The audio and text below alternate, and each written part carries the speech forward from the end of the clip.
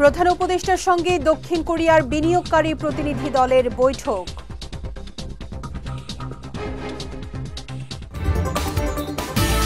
যুক্তরাষ্ট্রের শুল্ক আরোপকে ইতিবাচক দেখছে বাংলাদেশ, বললেন অর্থ উপদেষ্টা।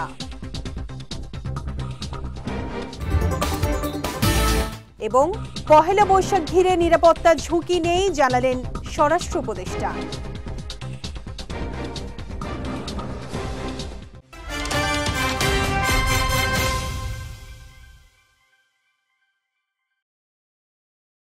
আসসালামু আলাইকুম। বিজয় রাতের সংবাদে আমন্ত্রণ জানাচ্ছি আমি শেখ তাসফিয়া করিম। শুনছিলেন শিরোনাম, এবারে বিস্তারিত। অন্তর্বর্তী সরকারের প্রধান উপদেষ্টা ডক্টর মোহাম্মদ ইউনুসের সঙ্গে বৈঠক করেছেন ইয়াং ওয়ান কর্পোরেশনের চেয়ারম্যান কিহাক সাংয়ের নেতৃত্বাধীন দক্ষিণ কোরিয়ার বিনিয়োগকারীদের একটি প্রতিনিধি দল। আজ রাষ্ট্রীয় অতিথি ভবন যমুনায় এই বৈঠক অনুষ্ঠিত হয়। বাংলাদেশ বিনিয়োগ বোর্ডের আয়োজনে 4 দিনব্যাপী বিনিয়োগ সম্মেলনের দ্বিতীয় দিনে প্রধান উপদেষ্টার সঙ্গে প্রতিনিধি দলটির এই বৈঠক হয়েছে। এতে বাংলাদেশে বিনিয়োগের সমস্যা ও সম্ভাবনা নিয়ে আলোচনা হয়েছে। বিনিয়োগ সম্মেলন উপলক্ষে দক্ষিণ কোরিয়ার একাধিক বিনিয়োগকারী বর্তমানে বাংলাদেশ সফরে রয়েছেন। কিহাক সাং চট্টগ্রামে কোরিয়ান ইপিজেটের প্রতিষ্ঠাতা এবং বাংলাদেশে এককভাবে তিনি সর্বোচ্চ বিদেশি বিনিয়োগকারী। যুক্তরাষ্ট্রের বাজারে বাংলাদেশি পণ্যে 37% পাল্টা শুল্ক আরোপ 3 মাসের জন্য স্থগিত করার অনুরোধ করে প্রধান উপদেষ্টা ডক্টর মোহাম্মদ ইউনুস যে চিঠি পাঠিয়েছেন তা নিয়ে ইতিবাচক কিছু প্রত্যাশা করছে বাংলাদেশ। এমনটাই জানিয়েছেন অর্থ উপদেষ্টা ডক্টর সালেউদ্দিন আহমেদ। দুপুরে সচিবালয়ে সাংবাদিকদের এ কথা জানান তিনি। অর্থ উপদেষ্টা বলেন, যুক্তরাষ্ট্রের সিদ্ধান্তে সরকার সাড়া দিয়েছে, এতে আসলে উভয় পক্ষেরই লাভ হবে। তিনি আরও বলেন, দরপত্র উন্মুক্ত করে দেয়ায় প্রতিযোগিতা বাড়ছে, আগের চেয়ে কম দামে চাল, ডাল সহ অন্যান্য পণ্য কেনা যাচ্ছে। এ সময় বাণিজ্য উপদেষ্টা শেখ বশির উদ্দিনও উপস্থিত ছিলেন। চলে গেছে, চিফ অ্যাডভাইজার সাহেব দিয়েছেন, আমাদের সেখানে এসে দিয়েছে। মোট কথা আমরা রেসপন্ড করেছি পজিটিভলি। আমরা এক্সপেক্ট করি আমরা কোপারেট করব, তারাও কোপারেট করবে। সো এটা একটা উইন উইন সিচুয়েশন। একদিকে ওনারা একটা করে ফেললো, আমরা জাস্ট ভজন করে তা না, আমাদের সেটা আমরা তুলে ধরে দিতে। আই হোপ এই জিনিসটা রিজলভ হবে। এটা পজিটিভ, এই সাথে পজিটিভ মানে তাদেরও লাভ হবে, আমাদেরও লাভ হবে। আমরা তো চাচ্ছি না যে আমরা সব কিছু করে ফেলবো। আর আজকে আমরা তো মসুর ডাল, চাল, এলএনজি এগুলোর ব্যাপারে বলেছি। আর একটা জিনিস দেখবেন, আজকে যেসব যে পার্সেজ অর্ডারগুলি দিয়েছি আগের তুলনায় মূল্য কিন্তু কম। এটা কারণ হচ্ছে কি, আমরা আরেকটু কম্পিটিটিভ করছি। আগে গুটি কয়েক সাপ্লায়ার দিত, এটা ওপেন করাতে কম্পিটিশনটা বেড়েছে এবং আমরা প্রাইসটা রিজনেবল পাচ্ছি। এটা কিন্তু আমাদের অনেক সাশ্রয় হচ্ছে। পহেলা বৈশাখ উদযাপনকে ঘিরে কোনো নিরাপত্তা ঝুঁকি নেই বলে মন্তব্য করেছেন স্বরাষ্ট্র উপদেষ্টা অবসরপ্রাপ্ত লেফটেন্যান্ট জেনারেল জাহাঙ্গীর আলম চৌধুরী। আজ সচিবালয়ে বৈশাখ উদযাপনের নিরাপত্তা বিষয়ক বৈঠক শেষে এ কথা জানান তিনি। উপদেষ্টা বলেন, এবছর ব্যাপক আয়োজনে বাংলা নববর্ষ উদযাপন করা হবে। এই উপলক্ষে ঢাকা সহ সারা দেশে নিরাপত্তা বাড়ানো হচ্ছে। নিরাপত্তা যাতে বিঘ্নিত না হয় সেজন্য যা যা করা প্রয়োজন সেসব করা হচ্ছে। এ সময় রমজান মাসের মতো চৈত্র সংক্রান্তি ও নববর্ষের সময় আইন শৃঙ্খলা পরিস্থিতি ভালো থাকবে বলেও জানান স্বরাষ্ট্র উপদেষ্টা। কোনো ধরনের সিকিউরিটি থ্রেট নাই। মানুষকে আপনারা আশ্বস্ত করবেন এখানে কোনো নিরাপত্তা কোনো বিঘ্নিত হতে যেন না পারে, সব ধরনের ব্যবস্থা নেওয়া হবে।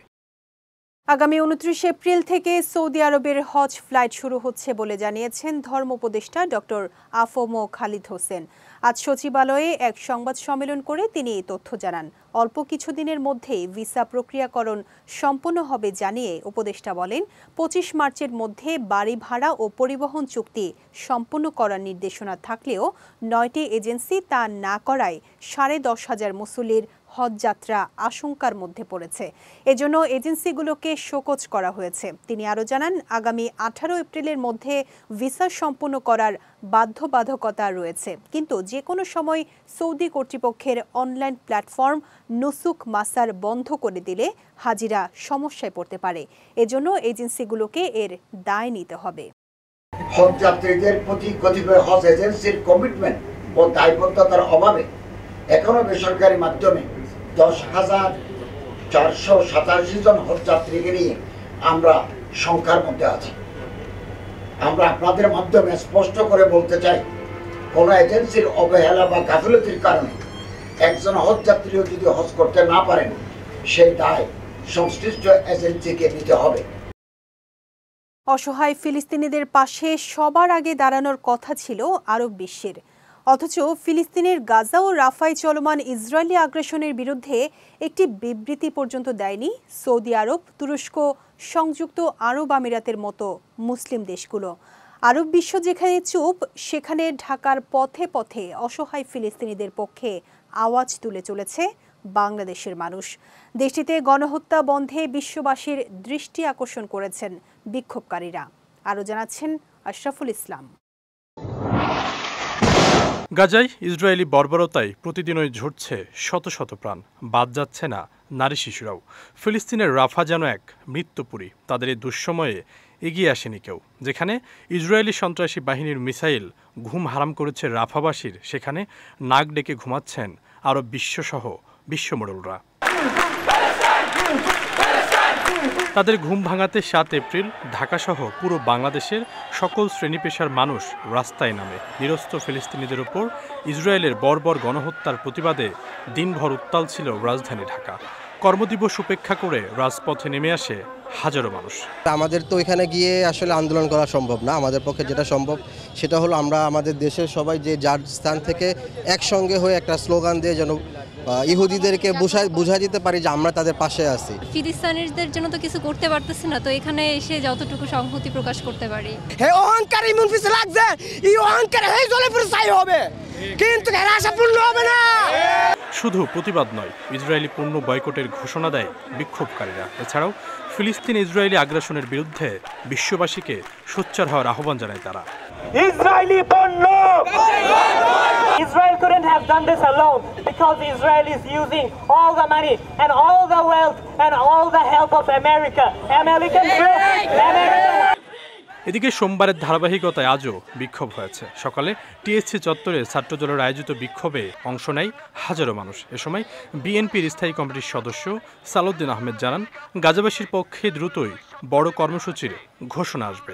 ইসরায়েলি গণহত্যার প্রতিবাদে এবং বর্বর আগ্রাসনের প্রতিবাদে বাংলাদেশ জাতীয়তাবাদী দলের পক্ষ থেকে অতি শিগগির সারা বাংলাদেশে এবং কেন্দ্রীয়ভাবে আমরা একটি বৃহৎ কর্মসূচির ঘোষণা করব। ফিলিস্তিন ইসরায়েলি আগ্রাসন বন্ধে বাংলাদেশের মানুষের এই আবেগ কতটা কাজে আসবে? জবাবে আশা প্রকাশ করে বিক্ষোভকারীরা বলছেন, তাদের এই আওয়াজে জাগ্রত হবে বিশ্ব নেতাদের বিবেক। আশরাফুল ইসলাম, বিজয় টিভি, ঢাকা।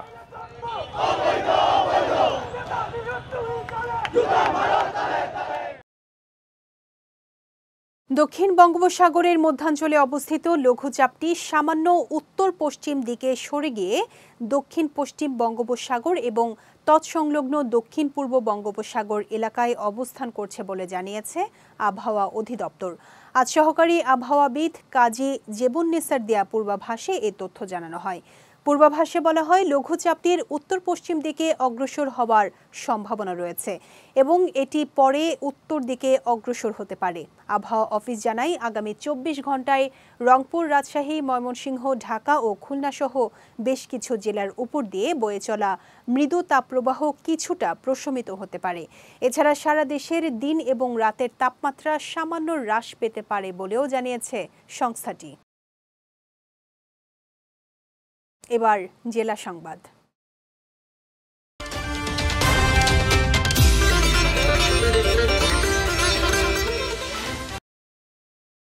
দেশে ইলিশের উৎপাদন বাড়িয়ে রপ্তানির উপর জোর দেয়া হবে বলে জানিয়েছেন মৎস্য ও প্রাণী সম্পদ উপদেষ্টা ফরিদা আক্তার। আজ বরিশালের বেলস পার্কে অনুষ্ঠিত জাটকা সংরক্ষণ সপ্তাহের উদ্বোধনী অনুষ্ঠানে তিনি একথা জানান। বলেন, শাস্তি দেওয়ার জন্য নয়, ইলিশ রক্ষায় সচেতনতা বৃদ্ধি করতেই জাটকা সংরক্ষণ সপ্তাহ পালন করা হচ্ছে। এ সময় জাটকাকে ইলিশে রূপান্তর করতে সপ্তাহ চলাকালে নদীতে জাল না ফেলতে জেলেদের প্রতি আহ্বান জানান মৎস্য উপদেষ্টা। এ সময় উপস্থিত ছিলেন মৎস্য ও প্রাণী সম্পদ মন্ত্রণালয়ের সচিব মোহাম্মদ তোফাজ্জেল হোসেন, বরিশাল বিভাগীয় কমিশনার মোহাম্মদ রাইহান কাউসার, জেলা প্রশাসক মোহাম্মদ দেলোয়ার হোসেন সহ অনেকে। পরে কীর্তনখোলা নদীতে নৌ র্যালিতে অংশ নেন উপদেষ্টা ফরিদা আক্তার। আমি এবার খুব আশাবাদী যে এবার উৎপাদন বাড়বে, কারণ আমরা জাটকা সংরক্ষণ সপ্তাহ পালনের মাধ্যমে যে সচেতনতা বাড়াতে পারছি এবং আমাদের যারা অভিযান করবেন নৌবাহিনী, নৌ পুলিশ, তারপর কোস্টগার্ড, তারা যেভাবে আন্তরিকতার সাথে কাজ করছেন আমরা এখনই দেখতে পাচ্ছি। যেহেতু মাইলিশ রক্ষার সময় আমরা যখন অভিযান করেছিলাম এবং নিষেধাজ্ঞা দিয়েছিলাম ওটা ভালোভাবে পালিত হয়েছিল, সেজন্য দেখা গেছে যে প্রায় 55% পোনা বেড়ে গেছে। নারায়ণগঞ্জের আড়াইহাজারে বিশেষ অর্থনৈতিক অঞ্চল পরিদর্শন করেছেন চীন, জাপান, যুক্তরাষ্ট্র ও ভারত সহ বিভিন্ন দেশের 36 জন বিনিয়োগকারী। আজ এ অঞ্চল পরিদর্শনকালে বিনিয়োগকারীদের সামনে বিনিয়োগের বর্তমান অবস্থা ও সম্ভাবনা তুলে ধরেন বিএসইজেড কর্তৃপক্ষ। পরে 10,000 স্কয়ার ফিটের প্লট নিতে বিএসইজেডের সঙ্গে সুইডিশ কোম্পানি নিলর্নের চুক্তি স্বাক্ষর হয়। এরপর বিনিয়োগ, পরিবেশ, পণ্য সরবরাহ ব্যবস্থা সহ নানা বিষয়ে খোঁজ খবর নেন বিনিয়োগকারীরা। এদিকে অনুষ্ঠানে প্রধান উপদেষ্টার উপপ্রেস সচিব আজাদ মজুমদার বলেন, বিনিয়োগকারীদের আকৃষ্ট করতে নতুন পলিসি হাতে নিয়েছে সরকার। এরই মধ্যে কয়েক মিলিয়ন ডলারের বিনিয়োগ এসেছে উল্লেখ করে এই সংখ্যা আরও বাড়বে বলেও প্রত্যাশা ব্যক্ত করেন তিনি। সাইনের পরে মানে এখানে একটা নিয়মই আছে, সেটা হচ্ছে উইদিন 6 মান্থস আমাকে কনস্ট্রাকশনটা শুরু করতে হবে। সো আমরা হোপফুলি এগ্রিমেন্ট সাইনের পরে 6 মান্থসের মধ্যে আমরা শুরু করব। 3 ভাবে বিভিন্ন কোম্পানি এখানে আসেন, সরাসরি বিএসইজেডের সাথে, আমাদের বেজার হেড অফিসে, এমনকি প্রজেক্ট অফিসে যেখানে আসার কথা সেখানেও অনেকে আসেন। আমরা বিভিন্নভাবে তাদেরকে হেল্প করে থাকি। এই ফ্যাক্টরিটাতে শুধুমাত্র প্রতি মাসে 50,000 ইউনিট আপনার রেফ্রিজারেটর এবং 10,000 ইউনিট টেলিভিশন তৈরি হচ্ছে। তো আমরা বিশ্বাস করি যে পুরো ইকোনমিক জোনটা যদি আসলে চালু হয় তখন এখানে প্রায় 1 লক্ষ লোকের কর্মসংস্থান হবে। ফরিদপুর ব্রাহ্মণবাড়িয়ায় সড়ক দুর্ঘটনায় অন্তত 9 জন নিহত হয়েছেন। আজ ফরিদপুর সদরের গেরদা ইউনিয়নের বাখুন্ডা এলাকায় একটি যাত্রীবাহী বাস নিয়ন্ত্রণ হারিয়ে বিদ্যুতের খুঁটির সঙ্গে ধাক্কা দিলে ঘটনাস্থলেই 5 জনের মৃত্যু হয়। এ সময় আহত হন কমপক্ষে 30 জন। পরে চিকিৎসাধীন অবস্থায় 2 জন মারা যান। এদিকে ব্রাহ্মণবাড়িয়ায় সড়ক দুর্ঘটনায় 2 জন নিহত হয়েছেন। সকালে কুমিল্লা সিলেট মহাসড়কের রামরাইল এলাকায় এই দুর্ঘটনা ঘটে। পুলিশ জানায়, কুমিল্লামুখী সিএনজি অটোরিকশাকে বিপরীত দিক থেকে আসা একটি গাড়ি চাপা দিলে চালকসহ 6 জন আহত হয়। পরে আহতদের উদ্ধার করে জেলা সদর হাসপাতালে নিলে সেখানে 2 জনের মৃত্যু হয়। যাচ্ছি খেলার সংবাদে।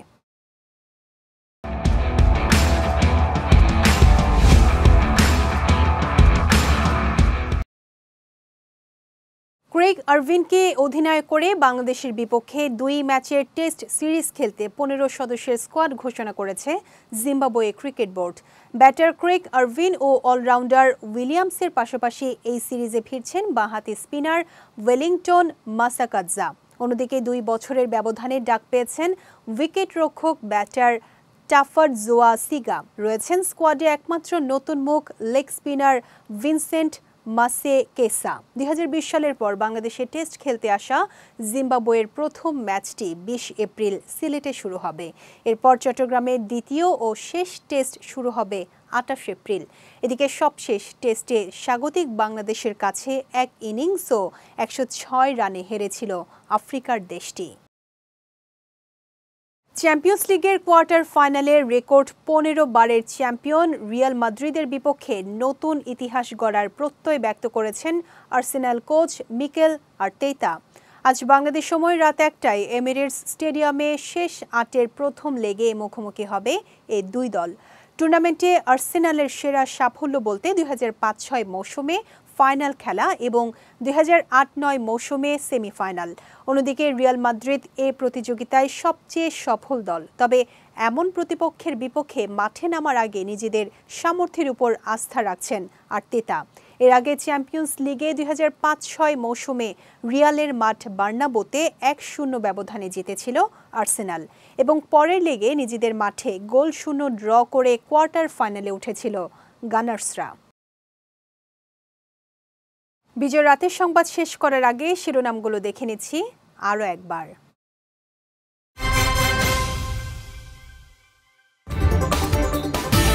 প্রধান উপদেষ্টার সঙ্গে দক্ষিণ কোরিয়ার বিনিয়োগকারী প্রতিনিধি দলের বৈঠক।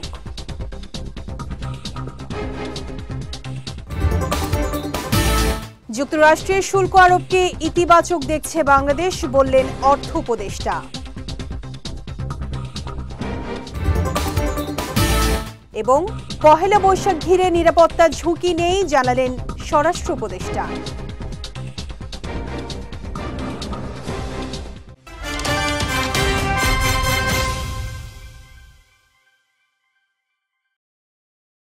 বিজয় রাতের সংবাদ শেষে আজকের মতো আমি শেখ তাসফিয়া করিম আপনাদের কাছ থেকে বিদায় নিচ্ছি। আগামীকাল একই সময়ে নতুন সব খবর দেখতে চোখ রাখুন বিজয় টিভিতে।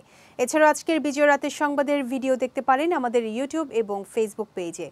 আমাদের ইউটিউব হলো youtube.com/bijoytvofficial এবং আমাদের ফেসবুক পেজ হলো facebook.com/bijoytvlimited। এতক্ষণ সঙ্গে থাকার জন্য ধন্যবাদ সবাইকে।